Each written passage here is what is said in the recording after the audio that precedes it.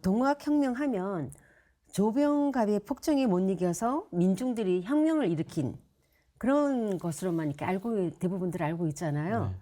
근데 동학의 본질을 알아야 동학혁명이 일어난 본래의 원인도 알 수 있겠다는 그런 생각이 듭니다. 네, 맞습니다. 그래서 동학이라고 하는 건 앞서 말씀하신 대로 시천주 조화정이 본질인데, 그래서 인류 역사상 처음으로 인간으로 오시는 천주님을 모신다는 거, 시천주 신앙을 하는 성약의 아버지 시대가 열릴 것을 선언했다. 이제까지는 성자들의 시대였다면 성부의 가르침을 이제 직접 선포하신 건데, 동학은 이 땅에 이제 상극의 선천 세상을 종결하고 이제 상생의 후천 새 세상을 전환하는 개벽 시대가 상제님의 강세로 도래한다라고 이렇게 알렸던 거고요. 그런데 최순 대신사께서 이제 세상을 떠나신 뒤에 동학은 신앙의 중심이었던 상제님을 완전히 잃어버리게 됩니다. 그래서 그로부터 발생한 동학혁명이기 때문에 그 시천주라고 하는 동학의 본질을 깨닫고 한 행위가 아니기 때문에 대도 차원에서 새 세상을 열지는 못하고 그냥 상극적인 방법을 고수하면서 사회 개혁하는 수준에 이제 그치고 말았던 게 동학의 한계였는데, 그러니까 동학혁명의 실패라고 하는 거는 사람들한테 뭘 일깨우냐면 상극적인 방법인 전쟁과 혁명 같은 걸로는 개벽의 새날을 열고 진정한 구원을 할 수 없다는 어떤 역사적인 진리를 아주 뼈저리게 처절하게 이제 일깨웠던 게 있습니다. 그래서 동학혁명이라는 거는 우리가 그냥 교과서에서 배운 것처럼 농민혁명적인 측면에다가 바탕에 이제 우리 종교적인 요소가 자리 잡고 있는데, 그러니까 최수훈 대신사께서 상제님께 이제 천명과 신교를 받아가지고 선포한 동학의 궁극적인 이상인 시천주 조화정, 그러니까 결국 동학혁명이 궁극적으로 달성해야 되는 것도 상제님의 강세와 상제님의 무국대도가 온전히 출현하고 나서야 이제 동학혁명의 그 꿈도 이루어지는 건데, 그러니까 전에도 말씀드린 적 있지만 그 메뉴판에 시천주 조화정이 있는데 이거는 아직 출시되지 않은 메뉴예요. 근간이다. 아직 진짜 그 5성급 호텔 셰프님이 오셔서 만들어 주시는 건데 아직은 그냥 광고만 한 거고 그거를 개봉 박두였는데 그걸 미리 성급하게 이제 동학혁명에서는 그거를 이제 홍보를 한 역할은 있다고 보여집니다. 네. 아주 쉬운 표현이세요. 네, 동학혁명이 비록 실패로 끝났지만 우리 역사에 끼친 영향은 너무도 큰데요. 이참에 동학혁명에 대해 알아보는 것도 좋을 것 같습니다. 동학혁명이 일어난 19세기 말은 제국주의 세력으로 인해 전 세계가 요동치던 때였죠. 예, 19세기 이때 인류사는 뭐 전 인류 역사를 통해서 가장 약육강식의 원리가 지배했던 때다, 이렇게 이야기할 수가 있겠습니다. 그래서 이른바 이제 제국의 시대죠. 제국주의 시대. 그래서 부국강병을 통해서 모든 국가가 이제 제국을 꿈꾸던 그런 시대. 그래서 뭐 전 지구촌이 그냥 그런 그 격동의 시대였죠. 그래서 먹는 자와 먹히는 자, 이렇게 나누어 가지고 제국은 자기 나라 이익을 강화하기 위해서 어떤 폭력을 비롯한 어떤 수단도 가리지 않고 이렇게 썼고, 약소국들은 자기 그 목숨을 부지하기 위해서 뭐 정말 안간힘을 쓰기에 급급한 그런 시대였습니다. 근데 이런 19세기에 서구 서양의 제국주의 세력이 이제 동양으로 이제 쫙 몰려 들어왔죠. 그래서 이게 동양과 서양이 본격적으로 충돌하는 이런 시기가 19세기였죠.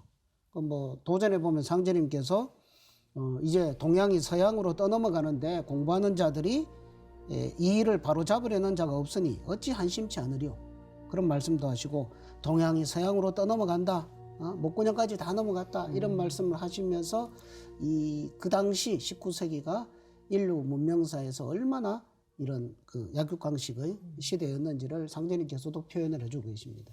그래서 목구멍까지 까딱까딱 하는 사람들을 제가 응급실에서 만나는데, 그래서 기관 사건하고 막 심폐소생술을 하는데 그런 상황이었다는 건데, 그러니까 그 시대가 격동의 시대였고 그 시대를 사는 사람들은 전부 다 격동과 동격인 삶이었습니다. 그래서 그 동북방에 위치한 이 조선 왕조의 운명은 그야말로 바람 앞에 등불이었다고 볼 수 있고요. 서양 제국주의 열강들은 그 근대화된 무기로 이제 군함정을 앞세워서 무력 시위를 엄청 했고, 더불어서 음양짝으로 기독교를 이제 제국주의 천병 노릇을 하면서 그게 또 사람들의 마음을 혼란시켰던 게 있고요. 그러니까 그렇게 밀려오는데 조선은 아직 준비된 상태가 아니고 해서 받아들이기는커녕 오히려 이제 척화의 논리로 아예 천병의 싹을 이렇게 싹 제거하려고 했던 몸부림이 있었고, 그러나 그 서양 제국주의 세력이라는 것이 대적하기에 너무 버거운 상태, 체급이 아예 안 맞았던 거고, 그래서 조선 땅은 크나큰 위기에 직면을 했는데, 그런 내부적인 우리 조선의 풍경은 무능한 조정, 벼슬아치들의 횡포로 힘들었고, 번갈아서 찾아오는 홍수와 가뭄들이 있었고, 호열자라고 하는 콜레라, 질병까지 엄습해서 그야말로 파탄지경이었다고 보여지고요. 그러니까 백성들의 삶이 피폐해질 대로 피폐해지고 뭐 진짜 숨조차 쉴 수 없었다 이런 묘사가 있고요. 심신이 갈갈이 찢긴 어떤 백성들의 그 마음속에 원한이 아주 사무쳐 있었던 시기. 그때 백성들이 막힌 숨통을 띄워주는 것이 이제 곳곳에서 일어났던 이제 난들이었고, 그래서 동방 조선 땅에서는 이 근대의 아침이라는 것이 밀란으로 이제 시작이 됩니다. 당시 그런 한치 앞도 알 수 없는 그런 극심한 혼란 속에서 백성들은 불안에 떨 수밖에 없었겠어요. 그렇죠. 이런 그 정말 암울한 시대 상황이었는데 그때 이제 한 줄기 등불과 같이 이게 불을 밝힌 것이 바로 이게 동학이에요. 네. 그러니까 최소원 대신사께서 이렇게 천주님께 기도를 해서 동학을 창도를 해가지고 이제 시천주 다시 개벽 이런 메시지를 중생들한테 던져주죠. 이제 우리가 천주님을 모실 수 있는 새로운 시대가 이제 곧 열린다. 그리고 이제 다시 개벽을 해서 새로운 이상적인 세상으로 우리가 나아갈 수 있다. 그거를 이렇게 너무너무 강력하게 이렇게 던져주는 그 메시지에 조선의 민중들은 열광적인 그런 반응을 호응을 했던 거죠. 그랬는데 뭐 불과 뭐 한 4년 만에 조선 조정에서 최재우 대신사를 체포를 하다가 대구 관덕정 장대에서 차명을 했죠. 뭐 그 관련된 이야기도 많지만 뭐 생략을 하고요. 그때 최수원 선생의 나이가 41살이셨거든요. 뭐 그래서 근데 조선 조정에서는 그 죄목을 뭐 혹세무민과 좌도난정이라 이렇게 죄목을 이렇게 정했는데 실제로는 서교와 같은 것으로 세상을 어지럽혔다. 이렇게 성정원 일기에 적혀져 있습니다. 그러니까 서교, 그러니까 카톨릭이죠. 네. 천주교. 그러니까 여기서는 시천주. 그러니까 이거는 이놈들도 천주쟁이다. 이렇게 해서 이제 사형을 당하시게 됐다는 거죠. 어처구니 없이. 그래서 교조께서 이렇게 차명을 당하시고 그러면서 이제 동학은 뭡니까 그 세가 이렇게 줄어들고 그렇게 했을 것 같지만 그게 아니라 그다음 최혜월 최시영 선생을 통해서 동경대전 용담유사 이런 것들이 쫙 퍼져나가면서 오히려 동학은 더 크게 조선 사회에서 이렇게 교세를 확장해 나가게 됩니다.